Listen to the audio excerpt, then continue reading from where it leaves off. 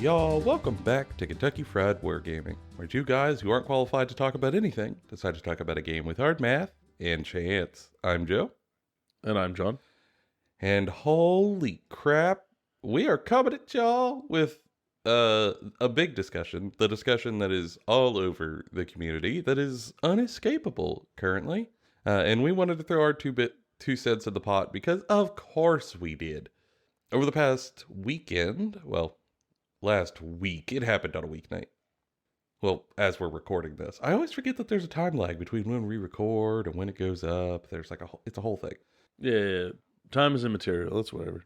There was a reveal for Adepticon, and there was a whole lot of really cool stuff revealed. Actually, it's worth going to check it out over there for Games Workshop. And also, I saw Infinity also put out a pretty cool.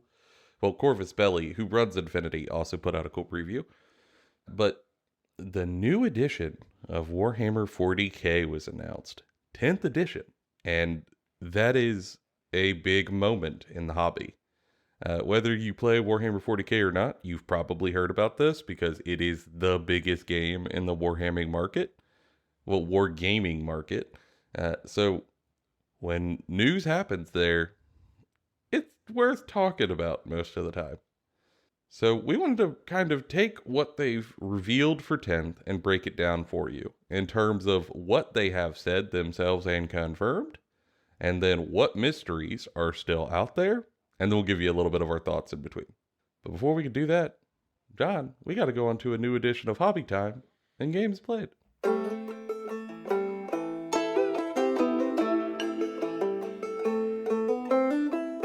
All right, John, what you been up to?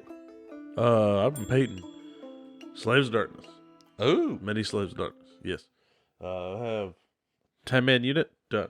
Demon Prince done. 3-man Orgroid squad done. Knights built. Lord on Kakadrak built. Those need to get painted for our April jump up, which is a struggle because I have taken Genestealer Cult out of my little hideaway and I've started looking at what I'm going to paint before, the thing happens. 10th edition? Yeah. And then pulled out some World Eaters, started going, oh, what if I do that too? Like, oh no, 10th edition. It's going to ruin my AOS hobby. But luckily, S2D is pretty quick to paint up, so quick-ish. Quicker than Skaven, but I put more time into the details.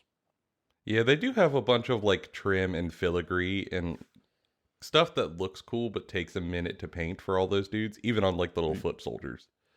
Precisely.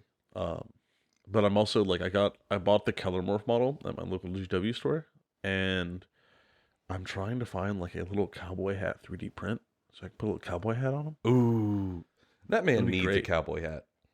Exactly. Like I can't wait for 10th edition to drop, and like the night it drops, and we'll get into it later, I'm just going to put a cowboy on the table, and I'm going to be like, I'm shooting you. Let's go. I'm going to rock your shit, old man. Let's fucking go. I really do think we should do like a get-together to celebrate 10th dropping. Yeah, like we should have a release party. 100%. Order like pizza, get a bunch of drinks, have everybody get together, and just like knock out a ton of games. No one's going to know what's good or what's bad. It's purely riffing off your brain and stumbling through your new rule book. And who knows how it's going to go, but I can guarantee probably going to have fun. Yeah, it'll be an absolute just slobber knocker of a fest. It'll be great. I think that sounds cool. Speaking of slobber knockers, you played a couple of games, didn't you? I did. Let's see, I played 2 games directly after we recorded, and both of them just complete total victories simply because I got the look of the dice and got Demon Princes immediately on deployment. God, the gods have spoken. Yeah, and at low point values, that just matters. That just matters a lot. And I don't think my opponents did a bunch of like wrong moves or anything. I just think unfortunately, I got lucky and they got unlucky. It was not good. Sometimes it's better to be lucky than good. Listen, I'm not gonna knock it because like I won a couple games, but it do be like that. But soon I'll be playing the 1,000 point games of our AOS escalation. Yeah, which will it be kicks up in a week. yeah, that'll be very fun. But March and April and May are all looking very busy, so we're trying to squeeze in what I can when I can. So Yeah. that spring rush of, oh, we've all been trapped inside because of winter and it's warmer. Let's do everything. Yeah. That's similar to my calendar. It's stuff that looks fun for the vast majority of it, but God, there's a lot of it. Yeah, I don't want to not do it, but I also like wish I just had more time. Never enough time. It's ephemeral, and there's not enough. Yeah. It's okay. We'll be clearing our schedules whenever around 10th edition. I will, whenever they give us a date, like, hey, rules are dropping on this Friday night or whatever. If anyone tries to take that Saturday from me, I will defend it like I am Sanguinius holding the Eternity Gate. Like, sorry, I don't care if you got a birthday or like you got stuff going on. Like, I got stuff going on, and it's not that. Like, it's Unless you are hemorrhaging blood and need my immediate assistance. Sorry, I got nothing for you. Okay, I got nothing. You on your own. I will not be attending. I have to play Plastic Army duels. sorry. I have to play Plastic Army Man. I can't attend. Or, as my wife calls them, our war Barbies. And Yes. she's not wrong. No, not at all. But also, your wife plays War Barbies with us sometimes. She does play war Barbies with us. That's why she knows they're war Barbies. We tell little stories about these plastic toys and like move them around the board and make little sound effects like the war Barbies. Yeah, I'm excited for 10th release. That'll be a good time. We'll have to set up the celebration and once we know a date. Because spoiler for the after the music section, we don't have dates yet. Yeah, we'll get into that. But before that, Joe, tell me, what did you do this week? Oh my Lord, John, I have done so much painting. And You say that every week. It's Uh, almost like you are just constantly escalating your expectations on yourself on your painting. there's probably something to that, but I don't think that's necessarily a bad thing. Um, I like the idea that I could keep raising expectations and meeting them somehow, while also having some flexibility to take some breaks when need be. But as I've talked about in the past few episodes, picked up Beastmen for this narrative, not crusade, but escalation league.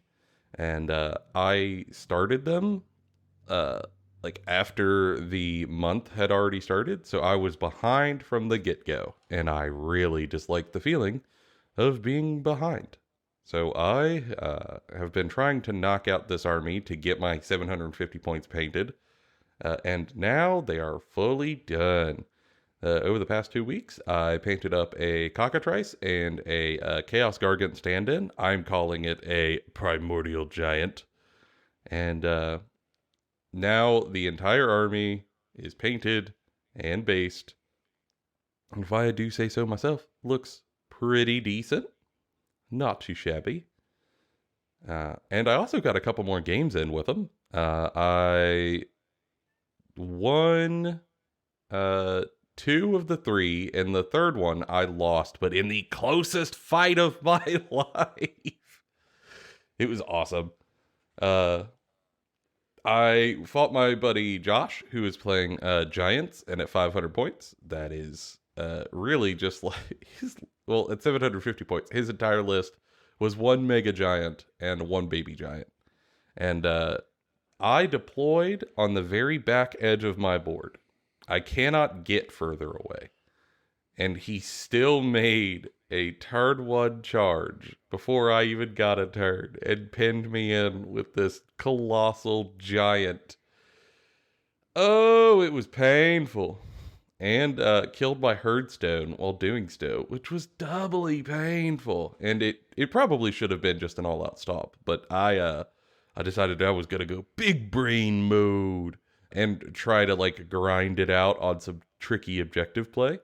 And the Chaos Gods were not with me. Like they were with John, and they were not at my table. Yeah, it was. I took all of your luck It was bad. It was so bad that my opponent, who I was facing, Josh, looked more horrified for my rolls than I did. Every key moment failed him. It was unfortunate. But even despite that, I tied him on victory points. He kicked the shit out of me, and I still tied him on victory points. And I think that probably says something about Age of Sigmar as a game. That even like really on the back foot, really outfought it, on like his perfect charge roll, full board, cannot escape him, nothing I could do about it. I could still tie him on victory points by being clever. That's probably pretty cool. In the end, though, it like we were tied on victory points, so nothing there. So it just comes down to like how many points are left, and he had a full Gargant alive. It was on 3 wounds, but it was still alive. So he breaks the tie, gets the victory. But what a fight. Good Lord.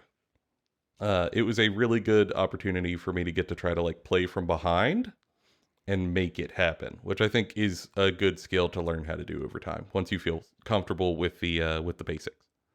So yeah, that was a hell of a fight. And now I am prepping for, as John said, we're stepping up to 1,000 points at the beginning of April. I couldn't remember what month came after March.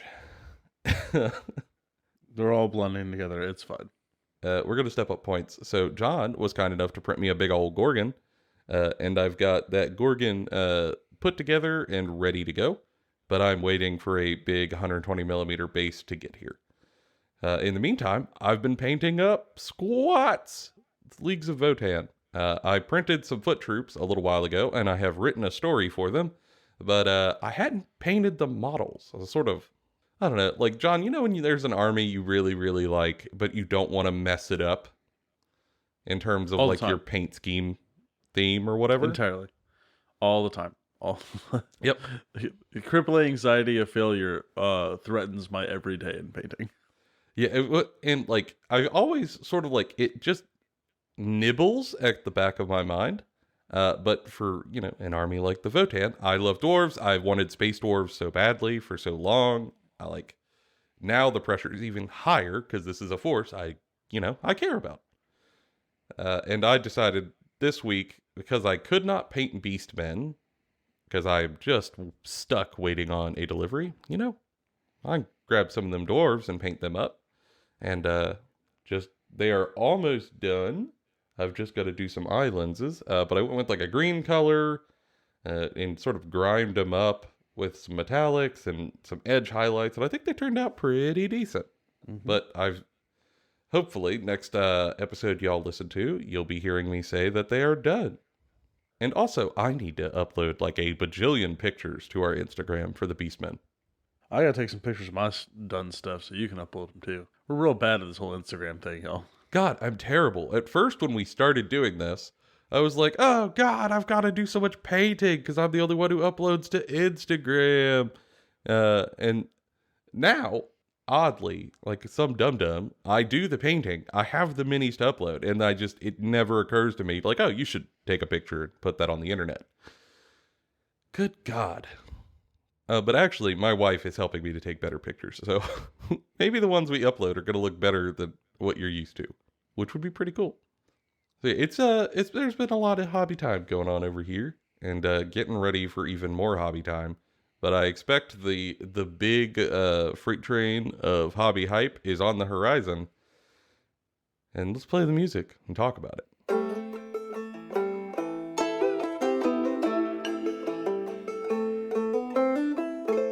All right, John. I think to talk about this, it could be a little messy in the community because some people are mixing messaging together. They're thinking about what seems logical. Other people are like mixing in rumors that they've heard from others, and then combining that with stuff that was said by Games Workshop. So like, I want to really break this down into stuff that we know, and then like mysteries where we get more into like opinions. So John, like, let's start with what we know for sure from the horse's mouth.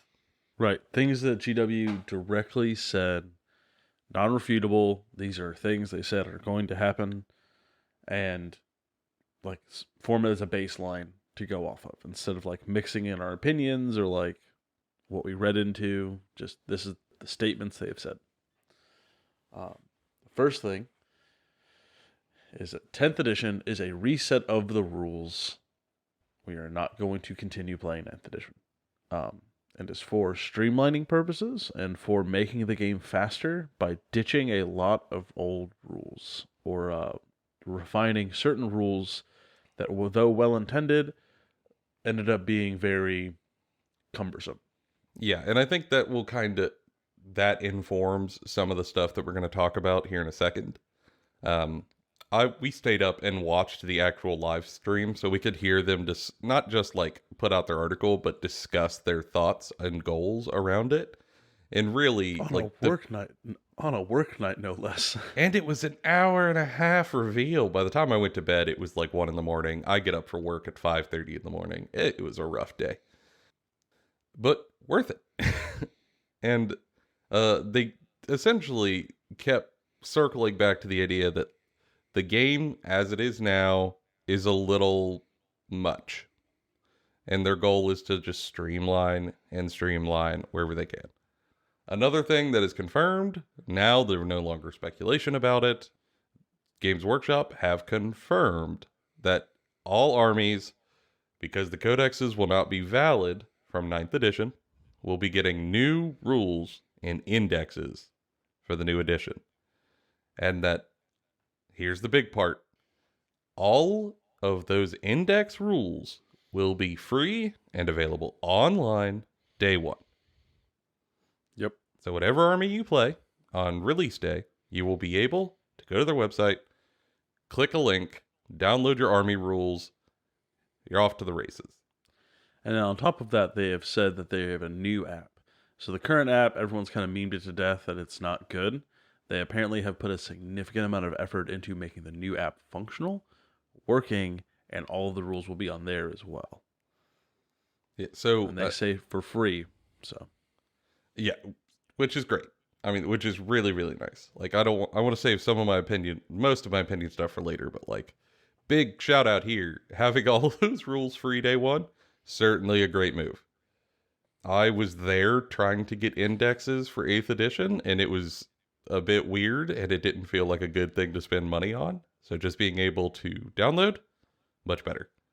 I will say briefly, like when 8th edition dropped with the indexes and everything, me and one of our editors, Seth, went to like our local game store to get the indexes, and like I think it was the Dark Imperium box on release, and it was hours, and we were able to find our indexes luckily, but the guys 2 people behind us that were also waiting in line at the same amount of time didn't, and so they just straight up waited a couple of hours to not be able to play because the store ran out of indexes for rules that like you can't get otherwise.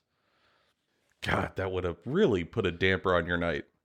Yeah, and like a lot of the people that were sitting in line were like, we're gonna go home and play this all night and then like take a small nap and then keep playing the next day because it was released on like a Thursday, I think.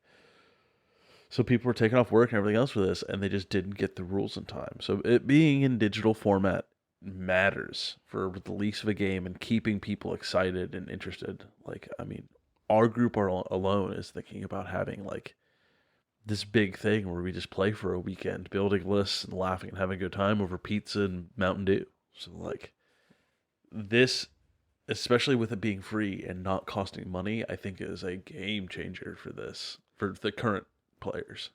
Yeah, well, and imagine like the alternative. If we planned the whole weekend, people took time off of work if they need to, everyone traveled to where I'm at, because like our buddy Corin has to drive 4.5 hours to get to where we play.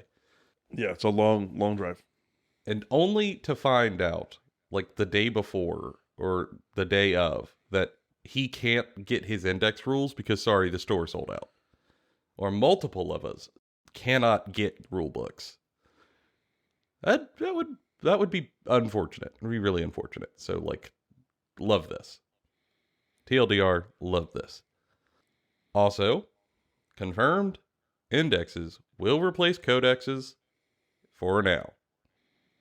Yes. I want to really emphasize this one because I have seen it taken in a different direction. They said that the indexes will replace your existing codexes, and these indexes will be free.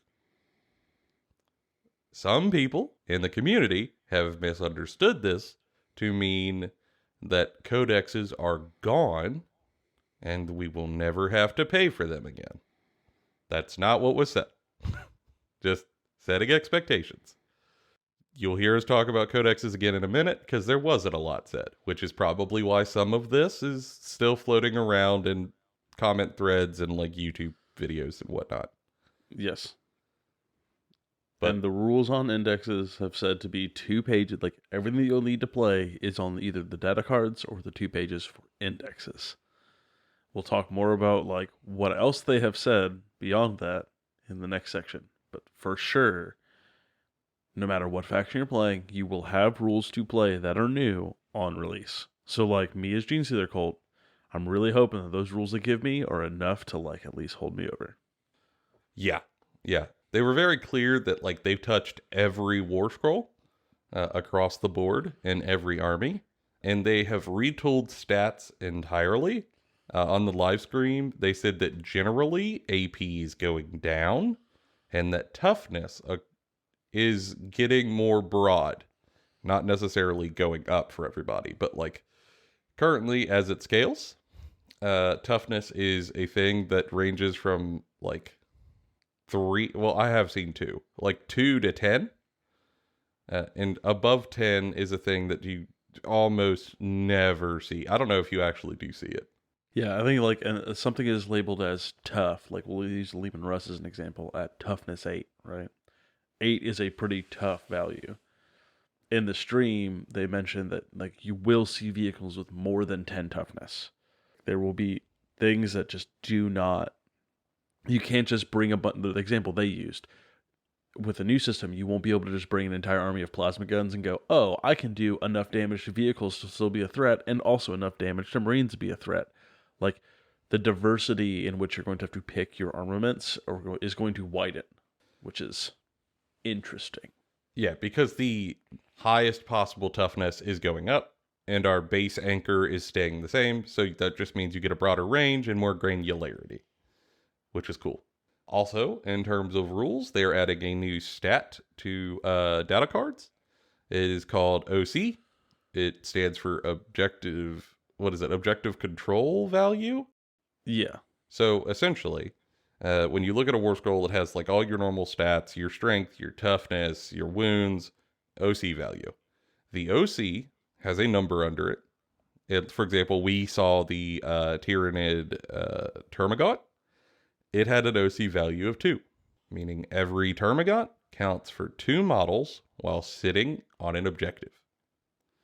And that's a brand new stat that did not exist previously. And I don't know if it's wholesale replacing objective secured as an ability, but it is going to be a lever that they can pull on to determine how good or bad something is at trying to like secure an important objective. Right. Yeah, I've seen, again, some people not quite understanding that one, but they explained it all in the stream, which was helpful.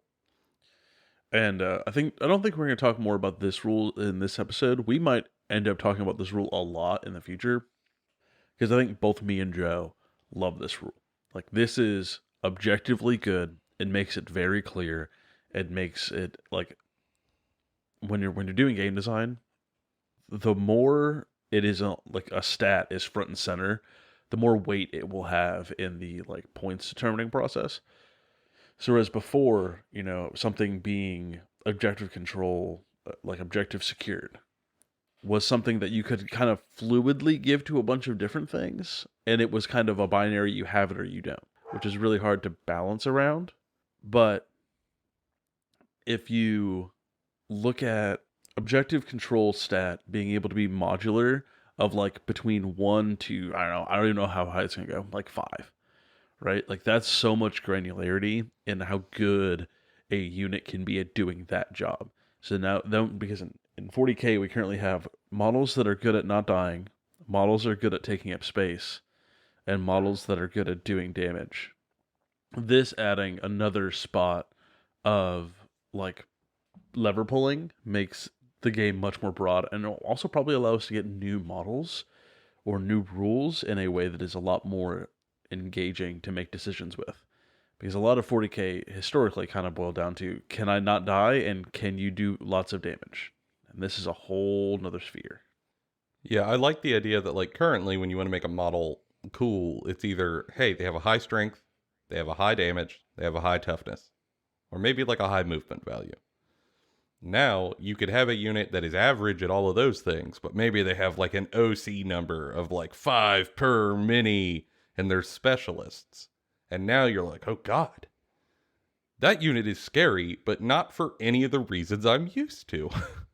Yeah, like that is an objectively difficult thing I have to work around, and I don't have all of the tools I normally would to deal with that. And also, it gives a new thing that you can try to attack with abilities or like spells and whatnot. So, maybe you are going to have a spell that debuffs an enemy unit's OC value.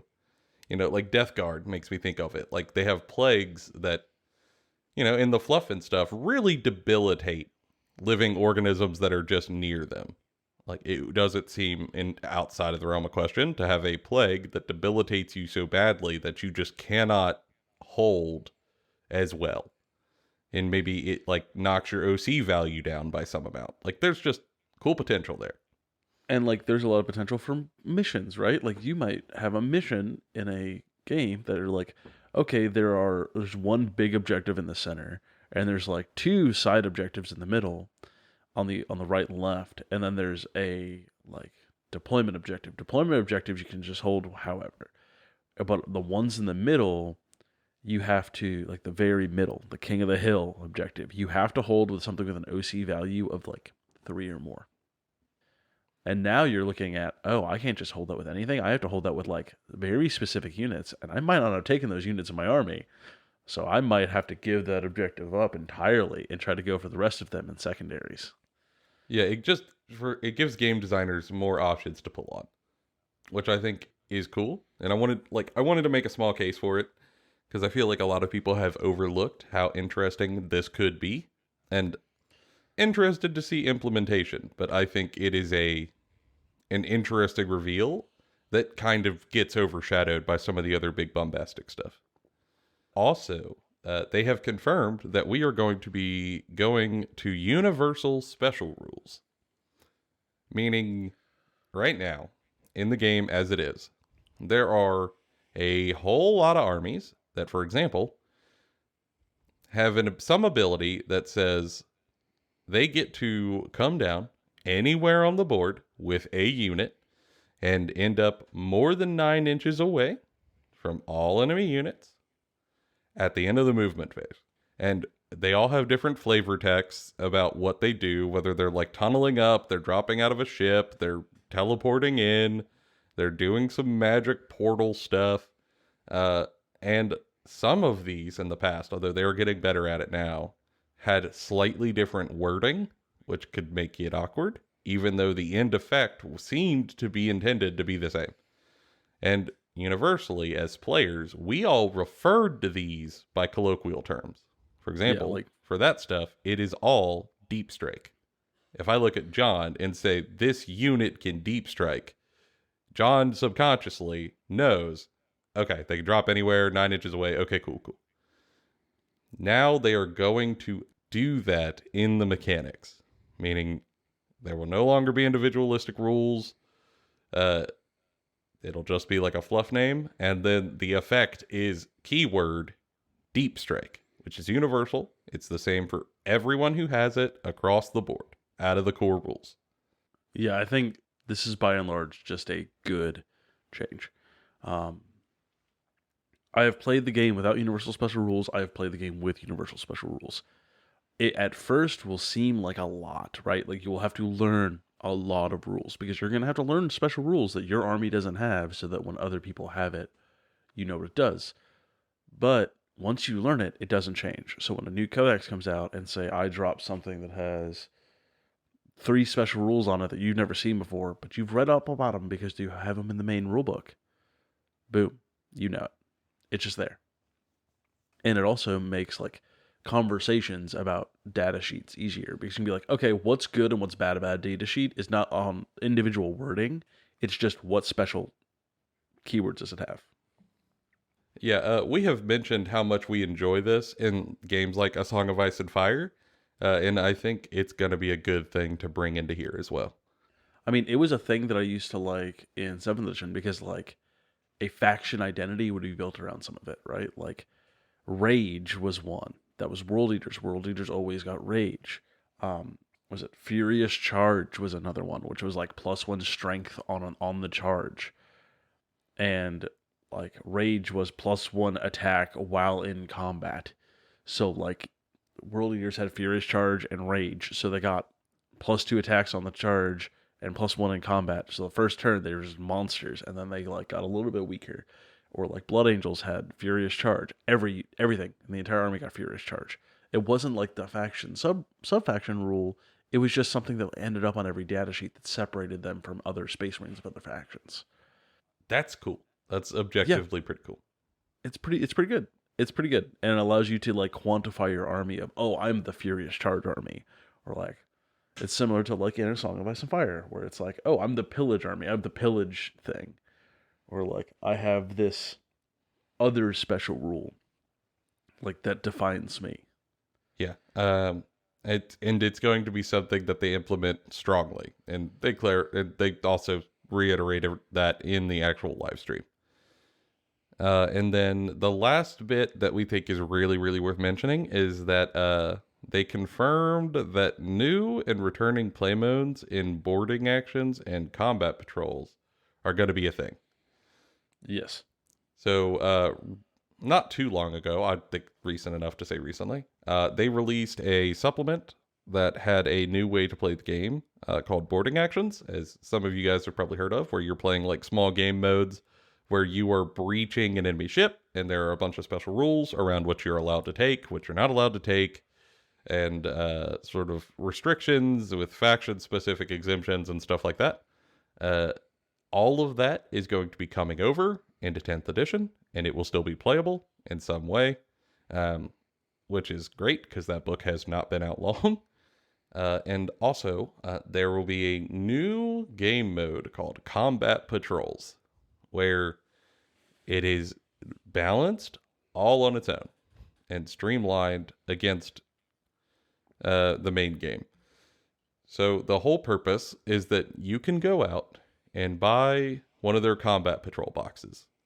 This essentially the start collecting box for people who've been playing for a while. And you can buy one combat patrol. Your buddy could buy a combat patrol.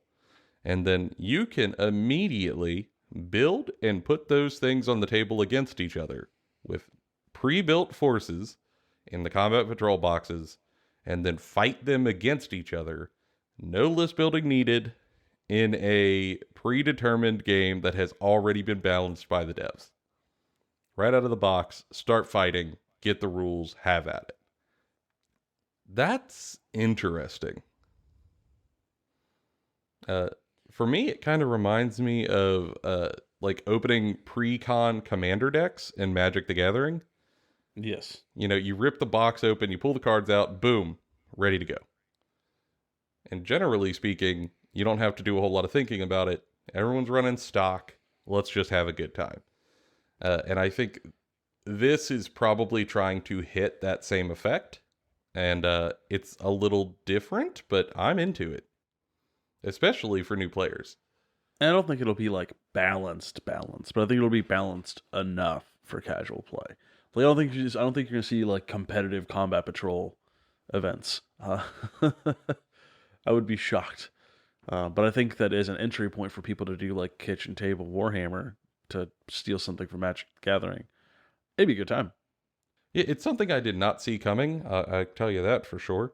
But I'm glad it's there. And I also think it sells. It sells the game to people. Like we have friends who are probably interested in Warhammer 40K, and then we tell them, "Oh yeah, you need a 2,000 point army right off the rip." with like a book. And like you can say you don't, but with most of the editions of the game, 2,000 points is almost where you gotta be if you don't want to have like a somewhat bad new experience. Yeah. It doesn't exactly scale down very well. They say it's fine to play at the like really low point values in their books. I disagree with their assessments. Like I think playing 1,000 point games, playable, 1,500 point games, all right, we're getting there. But it really doesn't start feeling like the actual game until 2,000 points. And I'm hoping that this is different. But what I have even more faith for is boarding actions. As I think boarding actions has a nice in between full 2,000 point games and like kill team. That's a nice jumping off point for people that going from kill team to boarding actions to full game, or for some people who really want to get into the game, but they don't want to dedicate to the 2,000 point games. They can do boarding actions until they're more comfortable. And on top of that, boarding actions, I think, is a thing you can get multiple things in a day done, or even like in an afternoon. Like it's shorter, it's smaller, it's more action packed. Yeah. I think it's engaging, and the narrative potential of boarding actions mixed with like full games. Ooh, now we're talking. Yeah, I'm into it. I mean, I'm not sure exactly how it's going to play out, but I'm interested. And they really made it a point to say that it's a priority and a push. So I really hope that they hit it. I just want to weave a tale with you, Joe, of like my space mining cultists versus your space mining dwarves fighting over resources in a ship that they both are going to plummet to a planet and then fight over that planet. Ooh, what a time. Ooh, plot Great. twist. And we're fighting you because we think in fighting you, we will lure your Tyranid tendril in, and then we get the big payday. Oh, we could tie in Lucas. Because as Lucas is the Tyranid Hive Fleet, depending on how it goes, he shows up to eat us both. Look, it writes itself. Let's go. I'm here for it. Yeah, that sounds great. But in sort of like, this is the part of the show where we are out of things that they have fully talked about and confirmed. They did some other stuff that they've mentioned, not explained fully enough for me to feel comfortable talking about it. So now we get into stuff that is sort of like unanswered mysteries.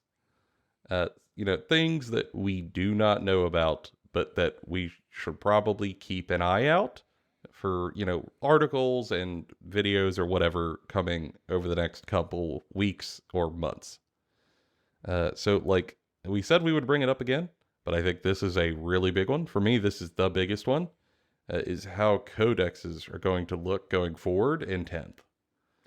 Yeah, and they have mentioned in an article the day after the reveal that we will know early this week coming up, in which you will probably already read an article involving codexes. So we are going with not the knowledge of that. Yeah, as of now, all we can presume is that by their article saying that we will know about codexes at the top of the week, that sounds like there will still be codexes, but what those look like, who knows?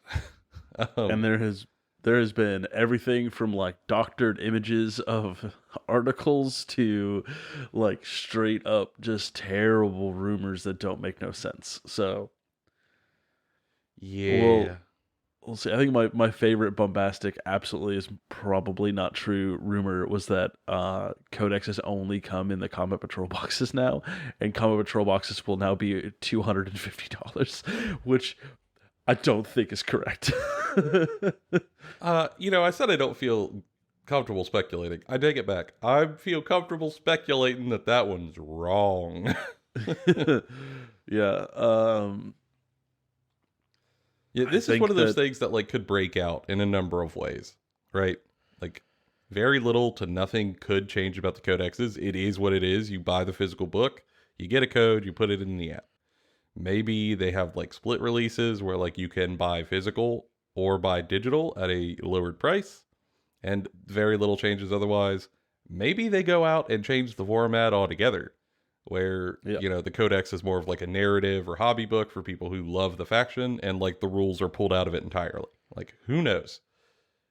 Yeah. I think we all have a preference. I think that preference is that like it's the digital rules are more accessible, easier, and cheaper to get a hold of, if not free. Like that is the preference, I think, for most folks. Uh, I think people will still buy books. You will still have like people who love factions going in and buying books for things because of the art, because it's pretty. A gaming example is Pathfinder, right? Love Pathfinder 2. All the rules are free on the internet. They support all the rules being free on the internet for a tabletop RPG where selling the rules is their main source of income. They don't sell models in addition, really. People still buy their books. Like they're still sold out because people like having books on their shelf, especially gamers. So I don't. It's really hard to tell what it's going to be. Um, but what we do know involving codexes is that they have said even when codexes release, we will have a 2-page spread of all of your army rules and relics and warlord traits that you're using in the game. And Even when the stratagems. release and stratagems, like everything is on everything that you will need for a game to play will fit on 2 pages, like a 2-page spread that you will be able to take to your game, and then have your data sheets next to them. There's lots of speculation about what that means, but it sounds like you can just have like your data cards you have bought, like your physical data cards you have bought, and then your special rules, like your like army rules, like stratagems, warlord traits, relics, and all that, will just be slotted into like 2 pieces of paper that you change in and out. It sounds like a modular system, which I think that if they're trying to balance the codex creep or like supplement creep while still making revenue off of new releases by adding more options, is a smarter move, right? Like if you have to substitute out what you get in your codex when you want to try the new supplement thing because it's a new way of playing your faction, that is much better than every supplement adding on to an already existing large toolbox like they did in ninth. Well, and I also think it makes the FAQs a little easier. If everything other than War Scroll cards are on 2 pages, when you need to FAQ an army because they're having some sort of issue with their force, you can just say, hey, y'all, here's the change notes, but like, here's your new 2-page spread for this force. Just like download this, print these 2 pages, there you go. It replaces what's in the book. Rather than having to go hunt down a number of disparate rules to try to update a force more comprehensively, and then make changes on multiple pages scattered all over the place. Could be cool. Could be cool. But we'll see how that shakes out once we know more about how codexes are going to shake out. Yes. I think we'll probably end up doing more stuff just about what is confirmed closer. We're going to be doing a whole lot of stuff about 10th edition leading up to 10th edition. So, yeah, we ready. also don't know what supplements are going to look like in the new edition, or seasons for that matter. They're things that currently exist, but they didn't mention anything about them. I personally have my guesses about whether seasons are going to stay, but I don't know what they're going to look like. Or for supplements, are they just going to include like new 2-page spreads? Or, are we going away from like rules supplements entirely and now it's like gameplay stuff? No idea. Yeah. They gave no hints. We have our own like personal desires, but they just didn't even talk about it. And then, like obviously, everything is getting nuked to the ground, and they're releasing indexes when 10th edition comes out. So then, once that happens, what does the release cadence look like from there? And Yeah. the answer is not sure. Yeah, we don't know. They did like and when 9th edition dropped, they were like, "Oh, we're gonna release a codex a month." Nope, nothing like that here. I think they are scared to give that answer because last time when they couldn't live up to that, people got real mad, and I think we are unlikely to see a for sure this is what it's going to look like from them. I also think that we don't like. It's not just a thing. We don't know exactly when the edition's releasing. We know that it's coming out in the summer. That's what they said. They didn't give it a month. They didn't give a date. So we are probably going to see that within like a couple of weeks, hopefully. Hoping. Yeah, I have my guesses, but much like the other stuff, it's purely guesses. I'm guessing mid to late June, just so they could try to really prep for it and have a big summer release. They tend to like big summer releases. But until GW has a date put out publicly on their social media and on the website, I wouldn't put your eggs in any baskets. Yeah, and like there's a rumor going around that it was between mid-June to early July, based off the same guy who did the rumor that 10th edition was even coming, and he was completely right. So like, you could probably just be excited it's going to be around that time frame, but we don't know for sure. There is no for sure date from GW yet. And as somebody who works in logistics, I can tell you that might shift and change depending on what happens with, trucks. Like, you don't know. Yeah, Because dates are the hardest. Oh, there's a physical release of a new like box set alongside this. It happens every time. It's Tyranids versus Space Marines. It's awesome, but that will dictate when the edition is released. yeah, you got me. I didn't think you were gonna keep going. Dates are the hardest thing to predict from Games Workshop because they are the thing that is the most fluid. Because the date that you release stuff isn't something that exists in a vacuum.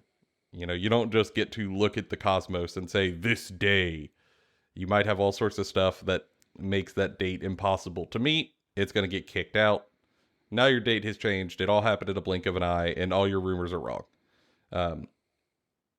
So, like, I often ask people to have a little bit of caution, but I would especially ask you not to take any big swings on this one.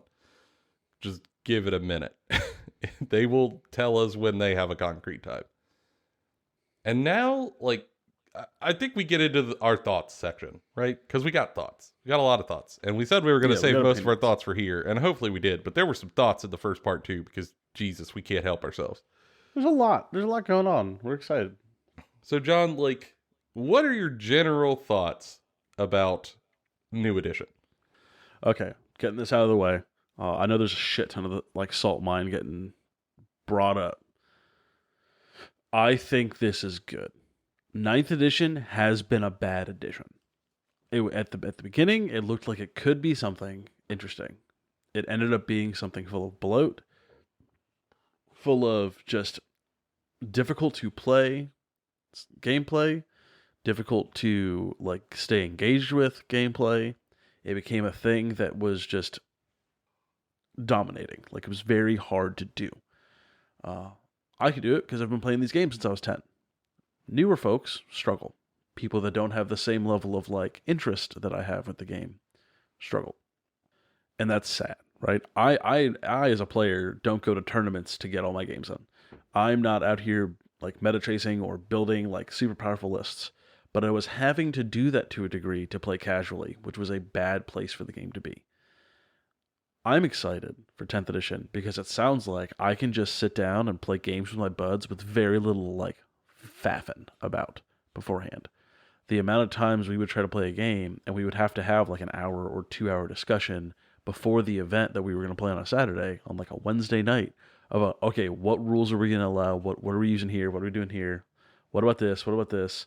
Of in addition to food planning and everything else, we would then have to send out to our group of 10 friends who are all coming to hang out so that we're all on the same page was a bit much. It wasn't like you could just sit down and just pull the rulebook out and play a game, right? There's just a bunch of stuff that people had to be double and triple checking on people to play. I'm glad that's going away. I know that the cost of that is that codexes are going to have to get reset and they're going to have to be a treadmill. We don't know how that is yet, so I'm not going to judge it yet. I will say I'm not happy that my World Eaters just got a codex 2 months ago and that Guard just got a codex 2 months ago, and that's going to be out the door in less than 6 months. That sucks. I want that to go away. As we continue getting new editions and the game continues growing, we can throw that in the trash. That needs to not happen, because that's where I think a lot of the salt and vitriol from online is coming from, is those two communities are kind of going, oh, fuck me, I guess. Well, and I mean, they're not wrong. It's rough. It's real rough if you just bought the $60 book or maybe the special edition book and it was, you'd maybe get half a year, maybe. Yeah, and my personal opinion is the easiest way to remove that feels bad, that negative play experience for those players, is to remove the need to buy a $60 book to play the army. Like, just if you sell it as a book that is a collectible and not required to play your game, people will still buy the collectible. Like, even if you still put the rules in it, but you allow the rules to be accessible elsewhere for a cheaper, if not no cost, you will have more people playing your game. Interest will buzz. You will have more content created around it. It will be more impactful. I mean, for instance, part of the reason why we haven't covered every single faction on this podcast is because buying every rulebook is a lot of money. It's hard. Like, it's hard to afford. Like, was it 20 factions or something like that? I think 24 or 26. Yeah, like, if each is $60, that's a lot of money to record an episode about. That's a struggle. And it's a struggle that a lot of people are shocked with when they come to the game, because you don't have that in other games, right? Like, if you buy, say you want to play a rogue in D&D, you buy the core rulebook, the rogue's in there, you're good. And like, that also has all the other classes in it. You could reasonably just use the one book to play everything. If you go play like video games, you don't have to pay for the new like updates. They're there. You bought the game. You might buy the battle pass or whatever so that you get stuff, but like, there's not this like nickel and diming that, Games Workshop has seemed to be doing. And if that's going to be going away, I'm all for it.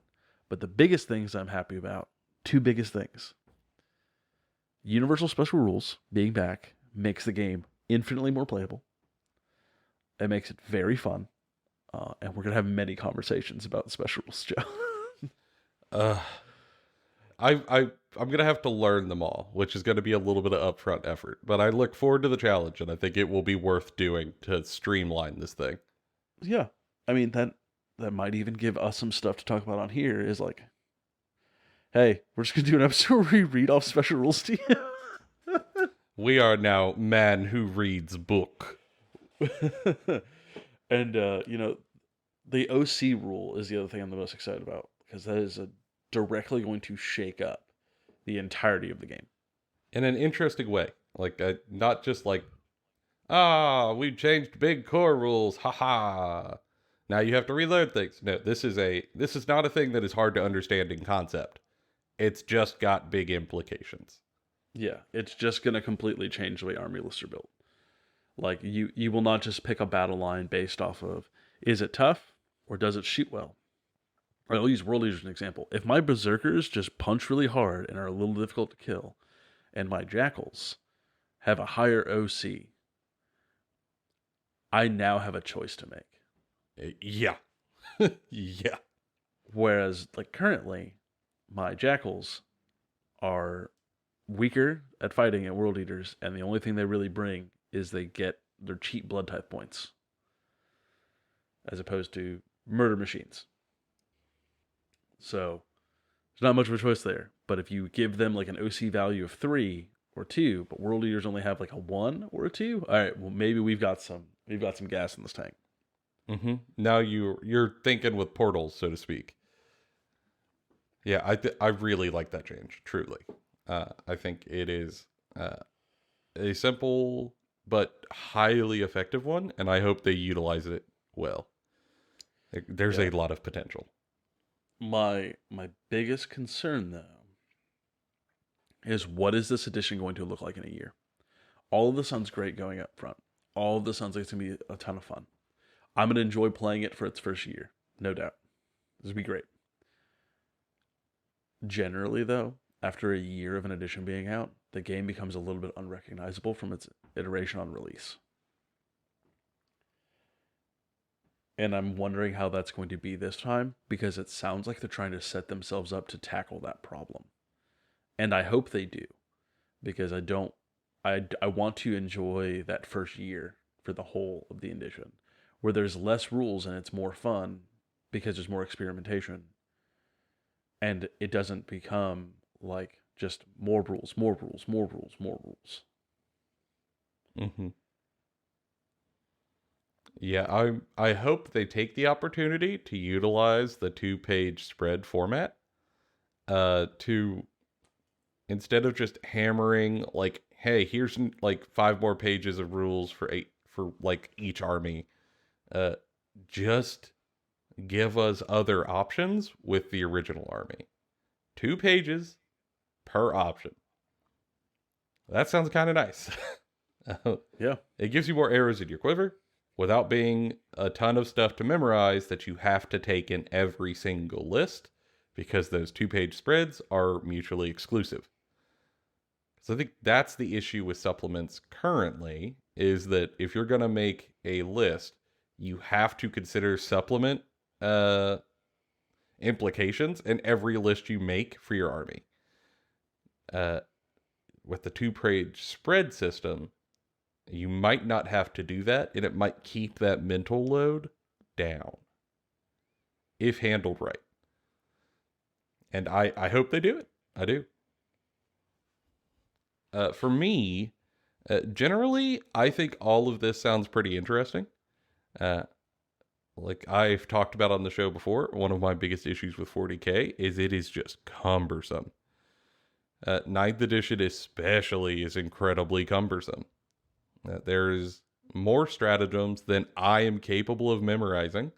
I mean, there is 20 plus stratagems per army, many of which are only able to be used on a single unit and don't come up ever. And when they do, it's like a once in a blue moon thing you couldn't have accounted for.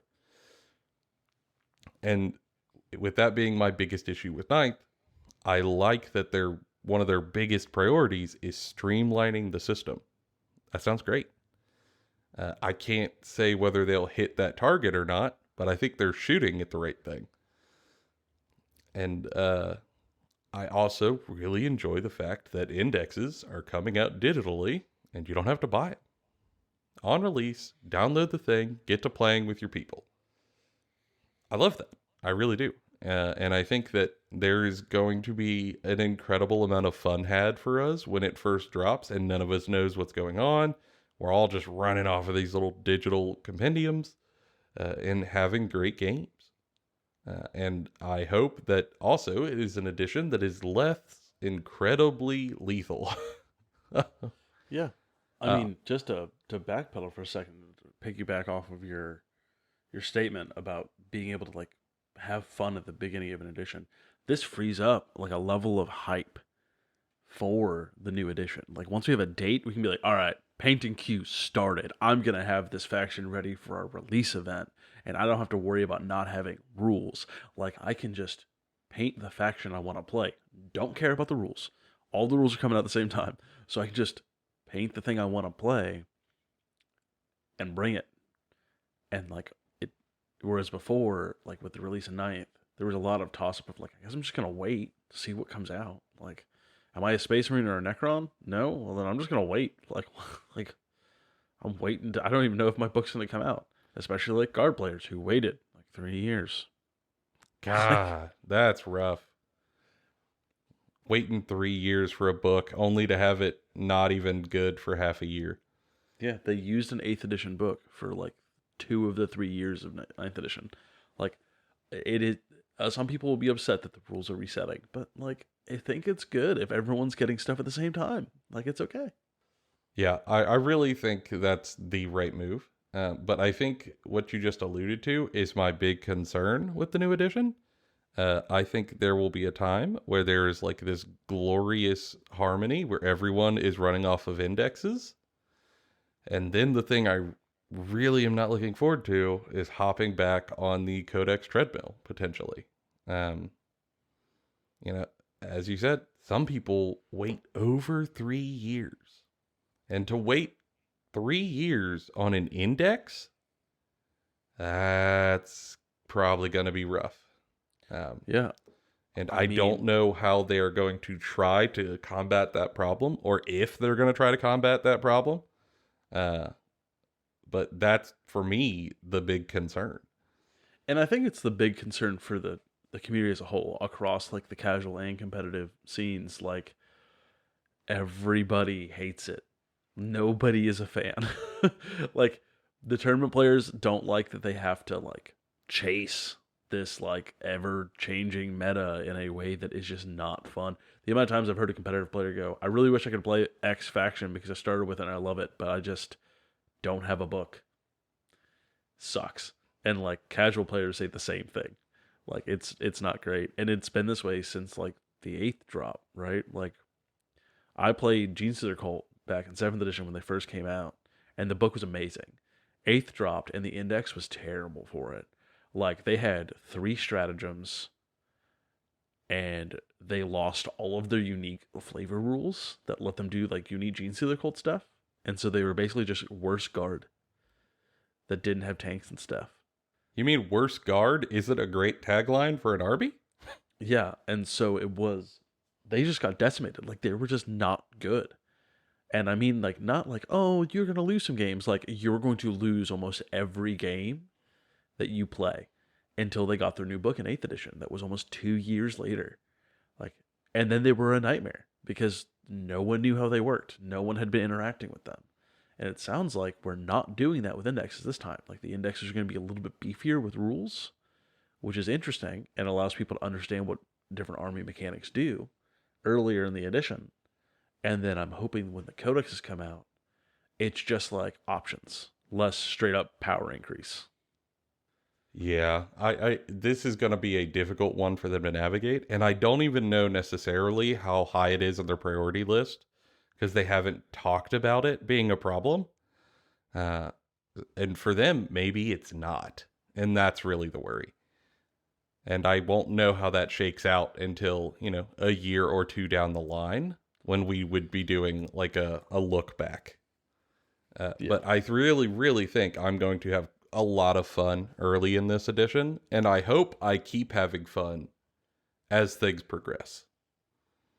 But I really like the fact that they're streamlining things. I think if nothing else, it will make it easier for me to try to play a game, even if that game is played with an index book 2.5 years into an edition. God, that sounds sad. Yeah, I mean, I hope it's not that way because, like, we have talked a lot about codexes here because it's kind of the big pain point for us and also most people, and like that is an issue, right? Like, if your entire rules release system is based around physical medium, you're constrained by the physical world. You are constrained by like logistics and yada yada yada, and like all the schedules. There is no avoiding a book coming out 2 years after release when you have 24 factions if you're releasing them one a month. Mm-hmm. You can't avoid that. That will feel bad for the people on the end of that train. So if they don't address this, more people will start dealing with that as editions go by, and less like people will keep getting mad about it. Like people were not this mad about this at 7th edition. People started getting mad about this over the course of 8th edition and just got more mad at 9th. Like, as someone who's been through all of these editions, like the codex creep and yelling about codexes to this degree wasn't a thing before. Because before, it was kind of a toss up. Like, you might end up with a book for 5 years, you might end up with a book for 3 years. But like, you played it because it was fun. This, like, more regimented, like, cadence and the power increase being so dramatic, that's a newer problem for the last 2 editions. And I think they have to solve it. Not just to keep the old blood, but I don't think new people will stay. There's just other options out there. Yeah, I think that's true. I don't know, like, there's so much here that makes me kind of hopeful and excited, but I just have a couple of concerns that are really, really up in the air. So I would say I am not like John on the hype train, but I am hopefully optimistic. Well, maybe cautiously optimistic. Yeah, I'll go with cautiously optimistic. Until we hear more, I will reserve some of my opinions. But if nothing else, I want a streamlined game because in the end, like trying to memorize my bajillion stratagems in 9th edition, normally I only ended up using like 4 or 5 anyway, and the rest were useless. So the fact that we're just starting from that point, that's the answer. Let's go. I can, like, 5 or 6? I'll remember 6. We could do 6. And then learn from there as everything rolls on. And I think that's kind of like most of our thoughts from what we have currently. But y'all, there is so much more that we do not know. And when we know more, we will say more. I can guarantee it. We are really going to be trying to keep an eye out for what's coming. And once we feel like we have enough information to make it worth an episode all on its own, I promise you there will be more episodes of this. And if you do enjoy this, feel free to send it to people. But really, what I want to ask y'all to do this time is that Spotify has a rating system for the podcast. If y'all listen on Spotify, please rate it. It really helps a lot, and it only takes you like a second. I'd really, really appreciate that.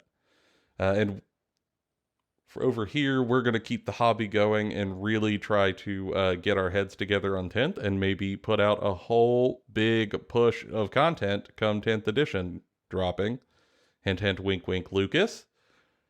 And you're going to probably see a lot from us around that time that drops. God help us and our sleep schedules. But for now, that's been all of our opinions. Bona fide. Kentucky Fried. We'll see y'all on the next episode.